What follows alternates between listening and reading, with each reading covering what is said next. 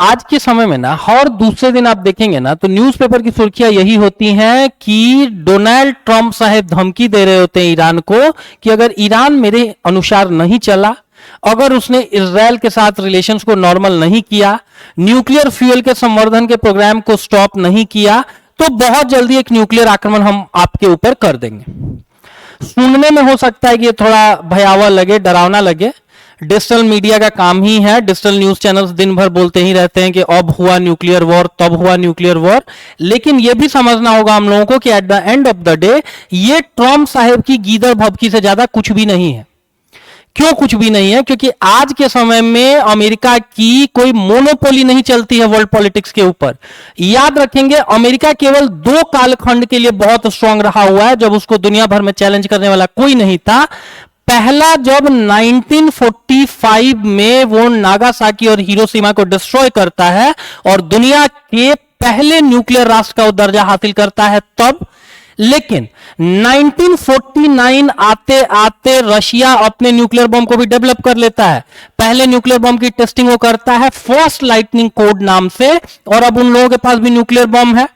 तो आप उन लोगों से अब न्यूक्लियर वॉर में तो नहीं जीत सकते। दूसरी बार अमेरिका की मोनोपोली वर्ल्ड पॉलिटिक्स में तब दिखती है जब दिसंबर के महीने में 1991 में यूएसएसआर 15 अन्य राष्ट्रों के मध्य डिवाइड हो जाता है। उस समय चाइना बहुत तेजी से प्रोग्रेस कर रहा था, लेकिन वो अंतरराष्ट्रीय पटल पर यह नहीं जताना चाह रहा था कि हम भी धीरे धीरे एक अंतरराष्ट्रीय शक्ति बन रहे हैं। 2013 में वो बीआरआई प्रोजेक्ट को लॉन्च करता है, बेल्ट एंड रोड इनिशिएटिव, और 2017 से चाइना अपने असली रंगत में आता है। वहां से वो दुनिया को दिखाता है कि भाई अब हम भी ना अमेरिका के इक्विवेलेंट हो रखे हैं। चाहे ट्रेड वॉर देख लीजिए या मिलिट्री पावर की बात देख लीजिए, कहीं पे भी अब हम लोग उनसे दबने वाले नहीं हैं।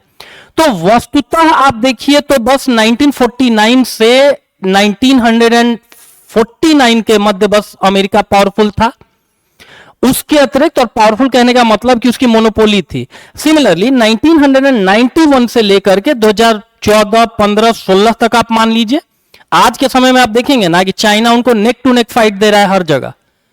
दुनिया के अगर 3 सबसे स्ट्रांग राष्ट्रों का नाम लीजिए तो United states of America, Russia और चाइना। इसमें से आप अकेले हैं, दूसरे तरफ 2 राष्ट्र है। तो ऐसा नहीं कहा जा सकता है कि भाई न्यूक्लियर वॉर होगा। ईरान की भी तो बैकिंग है ना, यूएसएसआर या आज के रशिया की और चाइना की। तो न्यूक्लियर बॉम्ब तो नहीं फोड़ा जा सकता है। हां, यूनाइटेड स्टेट्स ऑफ अमेरिका की तारीफ इस चीज के लिए जरूर करनी चाहिए कि इस पूरे रीजन के जितने भी म्यूचुअल दुश्मन देश हैं उनके साथ भी अमेरिका के पर्सनल रिलेशंस बड़े अच्छे हैं। इस पूरे रीजन में अगर आप देखेंगे तो अमेरिका सऊदी अरब का बहुत अच्छा दोस्त है, यूएई का बहुत अच्छा दोस्त है, यहां पर छोटा सा बहरीन है उसका अच्छा दोस्त है, इजिप्ट के साथ अच्छे रिलेशंस हैं, जॉर्डन के साथ अच्छे रिलेशंस हैं, और इन सारी कंट्रीज का झगड़ा चल रहा है इजराइल के साथ, उसका तो बहुत अच्छा दोस्त है। तो इतने रिलेशंस को उसने मेंटेन किया हुआ है।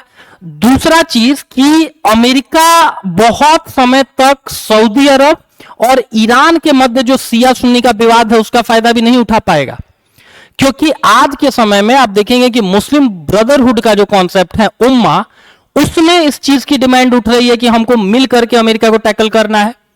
इसके अतिरिक्त मुस्लिम जगत में ईरान का भी सम्मान बढ़ा है, क्योंकि वही एकलौता देश है जो उस पूरे इलाके में इजराइल के साथ लोहा ले रहा है। तो ये भी तो एक डायमेंशन हुआ ना। तो इसका मतलब कि ईरान को आप धमकी दे सकते हैं, but at the end of the day actual fight से अमेरिका भी बचेगा, क्योंकि उसको भी पता है कि इसके डायर कॉन्सिक्वेंसेस इतने ज्यादा होंगे कि फिर आप उन चीजों को झेल नहीं पाएंगे। और थोड़ा डिजिटल मीडिया देखने से भी बचेंगे, डिजिटल न्यूज चैनल्स देखने से बचेंगे, उनके अनुसार चलेंगे तो दिन में 4 बार वर्ल्ड वॉर शुरू होगा।